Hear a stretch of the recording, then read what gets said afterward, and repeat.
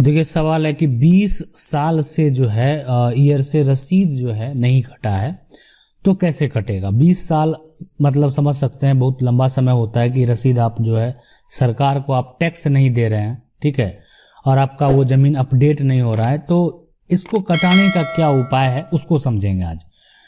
देखिए जमीन दो तरह का हो सकता है, एक हो सकता है जो कि आपने स्पष्ट नहीं किया, लेकिन या तो खतियानी जमीन होगा और दूसरा या तो रजिस्ट्री होगा, ठीक है। रजिस्ट्री अगर है जमीन और उसका आप 20 साल तक नहीं कटवाए हैं तो वो आपको दाखिल खारिज करवाना होगा, तभी आप जो है उसका रसीद अगर आप नहीं कटा रहे हैं, बहुत लंबे समय से आपका जमीन का रजिस्ट्री है, दाखिल खारिज अगर आप नहीं करवाए हैं और फिर रसीद नहीं कटा रहे हैं तो इसमें समस्या उत्पन्न हो सकता है आपको, ठीक है, होगा, इसलिए कि आपके पास पुख्ता कागज है लेकिन थोड़ा सा आपको उसमें समस्या उत्पन्न होगा।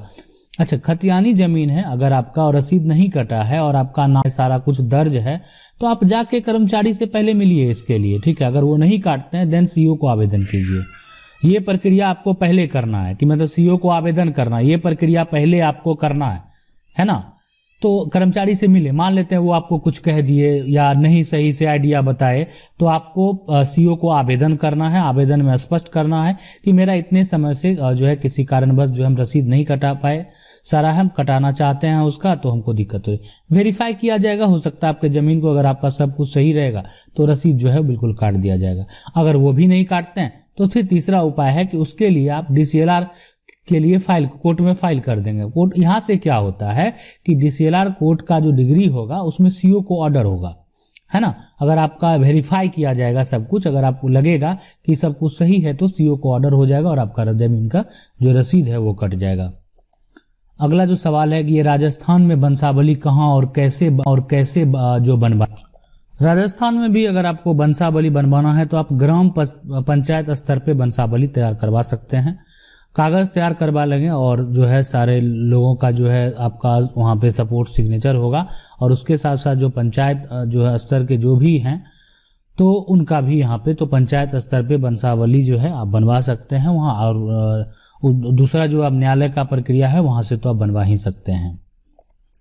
अगला सवाल है कि सर मैं मुंबई से हूँ और मेरा घर जो है वो 4 जन के नाम से है, मेरे पिताजी और मेरे 3 चाचा, मेरे पिताजी अब नहीं रहे तो क्या करना चाहिए उस बात को समझें। तो देखिए 4 जन के नाम से अगर मान लेते संपत्ति है 4 आदमी के नाम से है और एक आदमी अगर नहीं रहे तो आप अपना कागज तैयार कर लेंगे, ठीक है, कागज ठीक है उनके नाम से है, अगर उनके नाम से है और चारों का देखिए एक साथ अगर नाम है और आप अपने नाम पे ट्रांसफर करेंगे तो ये अगर तीनों अगर आप कर देते हैं तो इजीली हो जाएगा। देखिए ऐसा नहीं कि नहीं होगा, है ना, आपका हक कहीं नहीं जाने वाला, लेकिन इजीली हो जाएगा। तो ये तीनों आप जो है कागज तैयार कर लेंगे और सारा स्टाम्प पे मेंशन करके जो है आपका जो भी शेयर बनता है जो कि पिता के नाम पे, और पिता का एक मृत्यु प्रमाण पत्र बनवा लेंगे, जो कि आपके पिताजी नहीं रहे तो उसका मृत्यु प्रमाण पत्र होना चाहिए और उस हिसाब से फिर जो है यहाँ पे ये तीनों सपोर्ट कर देंगे, एनओसी दे देंगे तो आपके नाम से वो फिर हो जाएगा। फिर वो सारे को लेके आप जो है जो अंचलाधिकारी हैं यानी सीओ हैं उनको उनके पास जो है सर्कल ऑफिसर जो है उनके पास आपको जाना चाहिए। अगला सवाल है कि सर मेरे पिताजी के नाम से 1980 में 14 धुर का प्लॉट रजिस्ट्री हुआ है जिसका जमाबंदी कायम है। 14 धुर का प्लॉट रजिस्ट्री हुआ है जिसका जमाबंदी कायम है। लगभग 4 धुर जमीन मेरे कब्जे में और 10 धुर जमीन मेरे पड़ोसी ने कब्जा कर लिया है।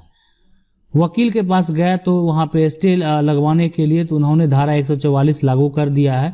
बोले टाइटल शूट करना पड़ेगा, तो क्या करना चाहिए। बिल्कुल उन्होंने जो सजेशन दिया टीएस का वो बिल्कुल आप कर डालिए। टाइटल शूट अभी एक उपाय है जिसके तहत आप कब्जा खाली करवा सकते हैं आसानी से, ठीक है, तो बिल्कुल कीजिए। और धारा 5 जो है लागू करना होगा, हाँ बिल्कुल रिलीफ एक्ट के तहत जो है, और ये सही रहेगा। ये जो है जो उपाय बताए हैं वकील साहब के द्वारा जो बताया गया आपको यही सही विकल्प है। अगर ऐसा करते हैं तो आपको जो है अपना जो कब्जा है वो जरूर वापस मिलेगा, वो कितना भी पुराना कब्जा क्यों ना हो। अगला सवाल है कि जमीन पुश्तैनी है और बड़ा भाई मर गया, अभी हमारा बंटवारा नहीं हुआ है, अकेले में है, अपना हिस्सा से जो है जमीन वहां पे बेच दिया, कैसे मिलेगा। सीओ जो है एक तरह से नहीं सुनता है और सभी का मोटेशन जो है करता जा रहा है। आपत्ति देने के बाद भी देखिए, आपत्ति देने के बाद भी तो ये तो गलत करना हो गया। तो आपको जब बंटवारा नहीं हुआ है तो डायरेक्ट पीएस जाके कोर्ट में फाइल कर दीजिए। जितना भी म्यूटेशन हुआ है ना सब टूट जाएगा। आप पार्टीशन सूट पहले फाइल कीजिए। ये इसमें विकल्प जो है देरी नहीं करना, आपको विलंब नहीं करना है। आप सिविल न्यायालय से आप जाके, इसमें आपको ज़्यादा कॉस्ट खर्च नहीं लगेगा। नोटिस जाएगा, उसका आगे का कार्रवाई होगा और जितना वो आप समझ सकते हैं म्यूटेशन हो जाए, रजिस्ट्री हो जाए, सब कुछ टूट जाएगा। इसलिए कि जो आपका यहाँ पे लीगल राइट बनता है वो आपको तो किसी भी तरह से मिलेगा ही। अगला सवाल है कि जो है बड़ी औलाद और छोटी औलाद में 21 साल का डिफरेंस है और कुल 9 औलाद हैं, ठीक है।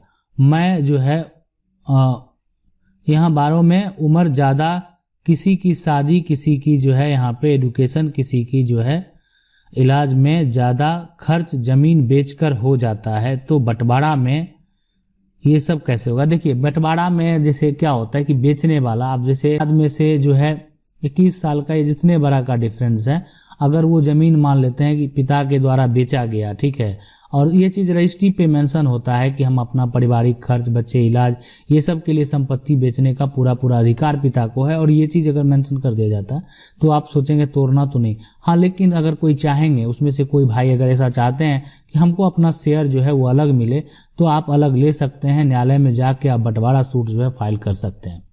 तो ये एक विकल्प है जिसको फाइल करने के बाद जो है आप बिल्कुल अपना जो हक है वो हासिल कर सकते हैं। अगला सवाल है 1908 का खतियान का रसीद नहीं कट रहा है, कब्जा दूसरे का है। तो देखिए, 1908 का खतियान का रसीद आपको कभी नहीं कटेगा। आपका जो नया सर्वे का खतियान है उसी का रसीद कटेगा, ठीक है। और कब्जा दूसरे का है तो आपको टाइटल सूट फाइल करना ही पड़ेगा। आप टाइटल सूट जाके न्यायालय से फाइल कीजिए, यही एक विकल्प है और यही एक रास्ता है। तो आप जाइए सिविल कोर्ट में जाइए, वहाँ पे एक वकील से बात करेंगे कैसे मेरा दूसरे ज़मीन पे दूसरे का कब्जा है और हमको उस पर टाइटल सूट करना है, तो बिल्कुल आपका वो, और खतियान में आपका नाम है ही तो कोई तरह का दिक्कत वहाँ पे नहीं होगा। ये पूछ रहे सर, मेरे दादाजी को की 2 जमीन है, मेरे दादाजी के नाम से है और एक ज़मीन मेरे जो है दादाजी के ने मेरे बड़े अंकल के नाम से करवाया है, तो क्या उसमें हमारा हिस्सा होगा? देखिए, दादाजी के नाम से 2 जमीन है, एक अगर आपके दादाजी के नाम से है, ठीक है, ये दादाजी हैं, और दादाजी का जो एक बेटा मान लेते हैं, एक बड़ा हो गया एक छोटा हो गया, तो बड़ा बेटा के नाम से जो भी जमीन होगा उसमें छोटे का पूरा आधा हिस्सा होगा, ठीक है। मतलब जितना भी होगा इसमें 100% है कि जो है छोटे को हिस्सा मिलेगा। तो ये बिल्कुल ये कानून है, ठीक है, ये एक कानून है। इसके बारे में बहुत बार हम बताए हुए भी है वीडियो में, और आगे भी इस पे एक स्पेशल वीडियो लेकर। अगला सवाल है कि यहाँ पे the law should be in UP state also. I am Ravi Varma from Gorakhpur UP, please let me know the UP state rule. UP का भी बहुत सारा, देखिए, जमीन संबंधित आपने जो है जो भी प्रॉपर्टी संबंधित डिटेल में नहीं पूछा कि आप क्या पूछना चाहते हैं, कि जमीन संबंधित कोई एक कानून तो है नहीं, ठीक है। अगर जो भी है, अगर आप उसके बारे में पार्टिकुलर एक के बारे में पूछेंगे तो बताना आसान होगा, नहीं तो जमीन संबंधित बहुत सारे कंडीशन, टर्म एंड कंडीशन है, तो जरूर हम बताने का जो है प्रयास करेंगे, ठीक है। अगला चलिए सवाल देखते हैं। अगला जो सवाल है वो है कि अगर जो है ना यहाँ पे नाना नाबालिग पोता को रजिस्ट्री कर देता है तो बाकी 3 प्लॉट को छोड़कर, तो ये रजिस्ट्री वैलिड होगा कि नहीं? देखिए, रजिस्ट्री का प्रक्रिया अगर हम आपको यहाँ पे समझाने का प्रयास करें तो कोई भी रजिस्ट्री मान लेते हैं दादा के द्वारा जो है पोता को कर दिया गया, दादा के द्वारा जो बेटे को कर दिया गया, लेकिन ये रजिस्ट्री ब्लड रिलेशन में यहाँ पे बहुत सारे टर्म एंड कंडीशन होते हैं जो कि आसानी से तोड़े जा सकते हैं। इसलिए कि ये चीज हो सकता है कि बाबा की हो सकता है मानसिक हालत सही नहीं हो, रजिस्ट्री करवा लिया गया, बहुत ऐसी चीज होती है।